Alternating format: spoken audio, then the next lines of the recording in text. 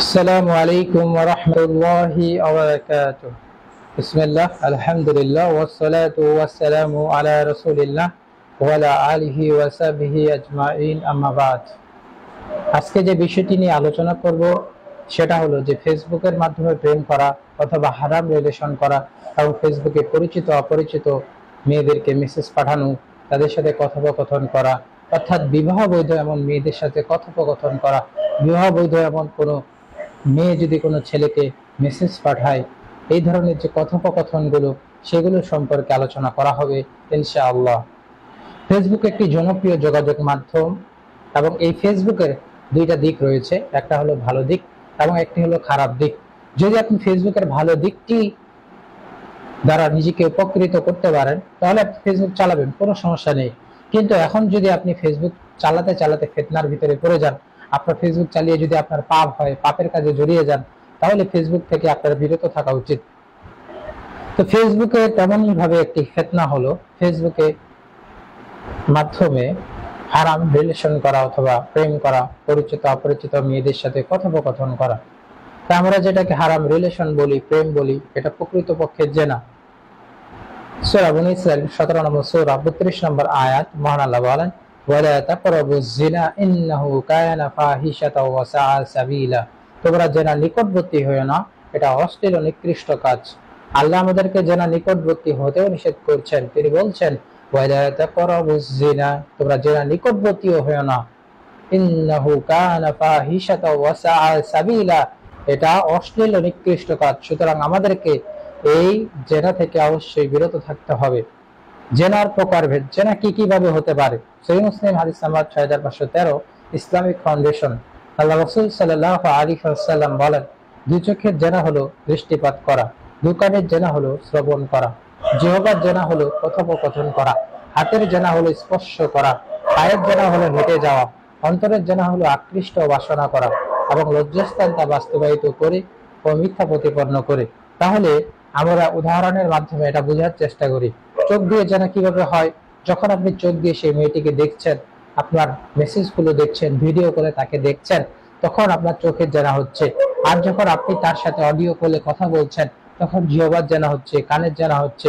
এভাবে বিভিন্নভাবে জেনা হয়ে থাকে। সুতরাং আমাদেরকে এই সমস্ত জেনা থেকে অবশ্যই বিরত থাকতে হবে। আমাদেরকে মনে রাখতে হবে আমাদের অঙ্গ প্রত্যঙ্গ গুলো কিয়ামতের দিন আল্লাহ রাব্বুল আলামিনের কাছে সাক্ষ্য প্রদান করবে এবং আমাদের মুখে মোহর মেরে দেওয়া হবে। সূরা ইয়াসিন 34 নম্বর সূরা 65 নম্বর আয়াত, মহান আল্লাহ বলেন, আজ আমি তাদের মুখে মোহর মেরে দেব এবং তাদের হাত আমার সাথে কথা বলবে এবং তাদের পা সে সম্পর্কে সাক্ষ্য দিবে যা তারা অর্জন করত। সূরা হামিম সাজদা 41 নম্বর সূরা 20 নম্বর আয়াত, মহান আল্লাহ বলেন, حتى إذا ما جاءوها شهد عليهم سمعهم وأبصارهم وجلودهم بما كانوا يعملون। অবশেষে তারা যখন জাহান্নামের কাছে পৌঁছবে, তখন তাদের কান, তাদের চোখ ও তাদের চামড়া তাদের বিরুদ্ধে তাদের কৃতকর্ম সম্পর্কে সাক্ষ্য প্রদান করবে। সুতরাং আমাদের অঙ্গ প্রত্যঙ্গগুলো কিয়ামতের দিন সাক্ষ্য প্রদান করবে। তাই অবশ্যই আমাদেরকে পাপাচার থেকে বিরত থাকতে হবে। আল্লাহ রাব্বুল আলামিন আমাদেরকে পাপাচার থেকে, জেনা থেকে বিরত থাকার তৌফিক দান করুক। আল্লাহ রাসূল সাল্লাল্লাহু আলাইহি ওয়াসাল্লাম তিনি ভবিষ্যৎবাণী করেছেন যে কিয়ামতের পূর্বে মানুষ জেনা ব্যভিচারকে হালাল বলে মনে করবে। সহিহ বুখারী হাদিস নাম্বার 80, আল্লাহ রাসূল সাল্লাল্লাহু আলাইহি ওয়াসাল্লাম বলেন, কিয়ামতের আলামত হচ্ছে কিয়ামতের পূর্বে জেনা ব্যভিচার বিস্তার লাভ করবে। সহিহ বুখারী হাদিস নাম্বার 5590, আল্লাহ রাসূল সাল্লাল্লাহু আলাইহি ওয়াসাল্লাম বলেন, লা ইয়াকুনান্না মিন উম্মতি ইস্তাহিল্লুনাল হিরা ওয়াল হারিরা ওয়াল খামরা ওয়াল নাহাজিব। আমার উম্মতের মধ্যে অবশ্যই এমন কতগুলো দলের সৃষ্টি হবে যারা ব্যভিচার, রেশমি কাপড়, মদ ও বাদ্যযন্ত্রকে হালাল জ্ঞান করবে। অর্থাৎ মানুষ এক সময়ে যারা ব্যভিচারকে হালাল বলে মনে করবে, তারা এটাকে হারাম বলেই মনে করবে না। সুতরাং আল্লাহ রাব্বুল আলামিন আমাদেরকে যেন ব্যভিচার থেকে বেঁচে থাকার তৌফিক দান করুক, হারামকে হারাম বলে চেনার, হালালকে হালাল বলে চেনার তৌফিক দান করুক, আমিন। ফেসবুকের মাধ্যমে আপনি আপনার মায়ের সাথে কথা বলতে পারেন, আপনার নিজের বোনের সাথে কথা বলতে পারেন, কিন্তু এই কথোপকথন যদি যখন আপনি আপনার চাচাতো, মামাতো, ফুফাতো, খালাতো বোন, আপনার শালী, আপনার ভাবি, অপরিচিত কোনো মেয়ে অথবা আপনার কোনো বান্ধবীর সাথে যখন আপনি ফেসবুকে মেসেজ করবেন, তার সাথে যোগাযোগ করবেন, তার সাথে কথা বলবেন, তখন কিন্তু এটা জেনা হয়ে যাবে। কারণ তাদের সাথে আপনার বিয়ে করা বৈধ, যাদের সাথে বিয়ে করা বৈধ, এই ধরনের মেয়েদের সাথে ফেসবুকে কথোপকথন করা সম্পূর্ণরূপে হারাম। তাই আমাদেরকে এই বিষয়গুলো থেকে অবশ্যই বিরত থাকতে হবে। আল্লাহ রাসূল সাল্লাল্লাহু আলাইহি ওয়াসাল্লাম পুরুষদেরকে নারীদের থেকে সতর্ক করেছেন। সহিহ বুখারী হাদিস নাম্বার 5094। আল্লাহ রাসূল সাল্লাল্লাহু আলাইহি ওয়াসাল্লাম বলেন, তারাকতু বা'দি ফিতনাতান আদাররু আলার রিজালি মিনান নিসাই, আমার উম্মতের পুরুষদের জন্য নারী অপেক্ষা অধিক ক্ষতিকর কোনো ফিতনা আমি রেখে যাইনি।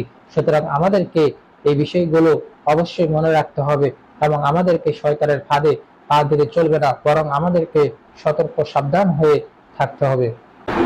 আমাদেরকে গোপন পাপ থেকে বিরত থাকতে হবে। সহিহ বুখারী হাদিস নাম্বার 3419।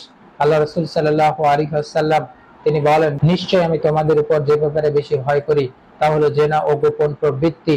সহিহ বুখারী হাদিস নাম্বার 7416। সাদ ইবনে উবাদাহ রাদিয়াল্লাহু আনহু বলেন, যদি আমি আমার স্ত্রীর সাথে অন্য পুরুষকে দেখি তাহলে তরবারি দ্বারা তার মাথা কেটে ফেলবো। এই কথা আল্লাহ রাসূল সাল্লাল্লাহু আলাইহি ওয়াসাল্লামের কাছে পৌঁছলে তিনি বললেন, তোমরা কি তাদের আত্মমর্যাদা বোধ বা ঈর্ষায় আশ্চর্য বোধ করছো? আল্লাহর কসম, আমি তার থেকেও বেশি ঈর্ষাবান এবং আল্লাহ আমার থেকেও বেশি ঈর্ষাবান। আর এই জন্যই তিনি গুপ্ত ও প্রকাশ্য সকল অশ্লীলতাকে হারাম ঘোষণা করেছেন। সিলসিলা সহিহা হাদিস নাম্বার 377। আল্লাহ রাসূল সাল্লাল্লাহু আলাইহি ওয়াসাল্লামের নিকটে একদা এক যুবক এসে বললেন, হে আল্লাহর রাসূল, আমাকে ব্যভিচার করার অনুমতি দিন। রাসূল সাল্লাল্লাহু আলাইহি ওয়াসাল্লাম বললেন, তুমি কি তোমার মায়ের সাথে তা পছন্দ করো? তোমার বোন বা মেয়ের সাথে, তোমার খালা বা ফুফুর সাথে তা পছন্দ করো? যুবকটি প্রত্যেকের জন্য একই কথা বলল, না, আল্লাহর কসম, হে আল্লাহর রাসূল, আপনার জন্য আমার জীবন কুরবান হোক। তখন রাসূল সাল্লাল্লাহু আলাইহি ওয়াসাল্লাম বললেন, তাহলে লোকেরাও পছন্দ করে না যে কেউ তার মা, মেয়ে, বোন, খালা বা ফুফুর সাথে ব্যভিচার করুক। সুতরাং আমাদেরকে জেনা ব্যভিচার থেকে বিরত থাকতে হবে।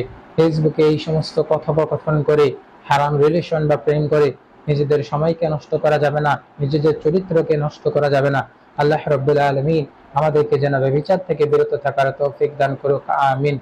সুবহানাকা আল্লাহুম্মা বিহামদিকা আশহাদু আল্লা ইলাহা ইল্লা আনতা আস্তাগফিরুকা ওয়া আতুবু ইলাইক। আসসালামু আলাইকুম ওয়া রাহমাতুল্লাহি ওয়া বারাকাতুহু।